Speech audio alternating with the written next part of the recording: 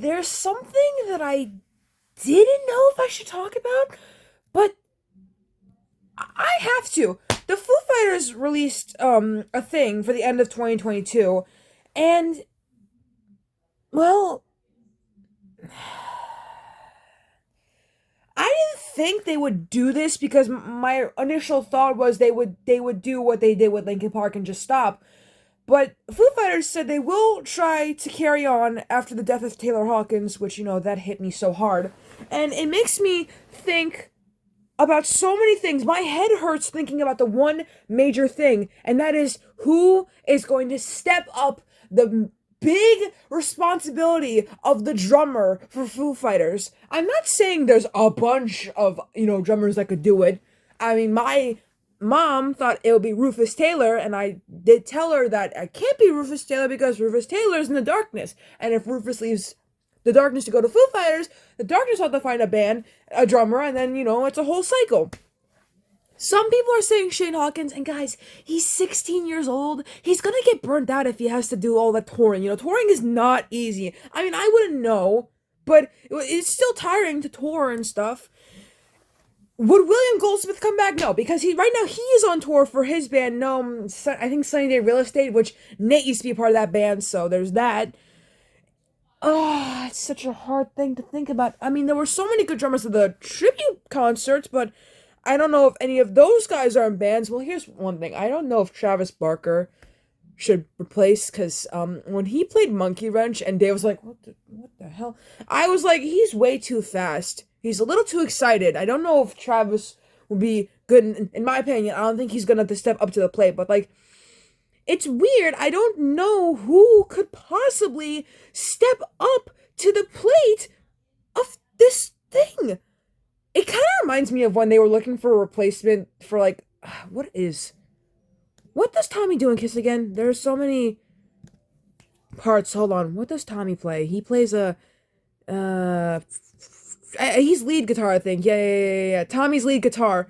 When they were looking for replacements for, I think, Vinny or Ace, Tommy was part of a Kiss tribute band, and I'm sure it was a big honor to even be a part of Kiss after being in a Kiss tribute band. My point being is that they're gonna hold auditions, I would assume. I would have to assume the Foo Fighters are gonna have to hold auditions to, find a drummer. And I assume they're gonna announce a tour. I don't know when, because this is going to be it's going to be a lot of practice. It's going to be a lot of, I don't know, making sure the fans don't flip their doo-doo when they when they find out who the new drummer is, and they're like, I don't know, they're going to probably hate him. People don't like Tommy from Kiss. It's not their fault, but people just don't like him sometimes. They're a hater. I'm not saying you don't have to hate Tommy or not. I'm just saying it's your opinion. So, I feel like there's just so many things to worry about, you know what I mean? There's the practice. The person who's taking his place is gonna have a lot of stress on their shoulders. It's like that one time when Tommy Lee was replaced by, I forgot her name, but this female drummer, and I have to imagine that was very stressful for that girl. Or when Vince got kicked out or left the band and was replaced with John Corabi, and that was so much for poor John, and I feel so bad for him every time I hear about that. He was barely in the Dirt movie, and I'll discuss the Dirt later, but in my opinion, I just personally believe that, I mean, I'm not saying I don't want the Foo Fighters to come back. Okay, don't get it twisted. I want to see them come back in some sort of way. But to me, I thought that the tribute concerts that was it. They honored Taylor, and that was it. It was kind of like when Linkin Park honored Chester, and then they're not a band anymore. But then I realized Chester was the lead singer, and they couldn't replace him because no one can replace Chester. But then I thought about Alice in Chains and how after Lane died, they hired William Duvall in 2009. So it got me thinking, as long as they find someone, I don't know. It was really hard to think about. I was sitting there thinking about, why, though? But, I'm not saying I'm mad, but I'm just saying I'll still be there to support the Foo Fighters. If they're gonna go on tour, I'm obviously going to go. I even asked my mom, and my mom was like, yeah, we're gonna go. I turned into a Foo Fighter fan, a crew head. You're welcome, Internet. So, I guess basically this was a rant about how The Foo Fighters said they're gonna continue on without Taylor, and while I don't know if everyone's on board, I don't know what is going on behind the scenes. I'm okay with it, to say the least. Okay, I'm okay with it, and I respect what they're doing.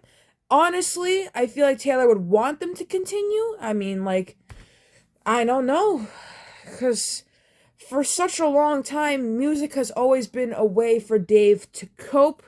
It was like that with Nirvana, and it's like that now, and I understand if that's the way it has to be.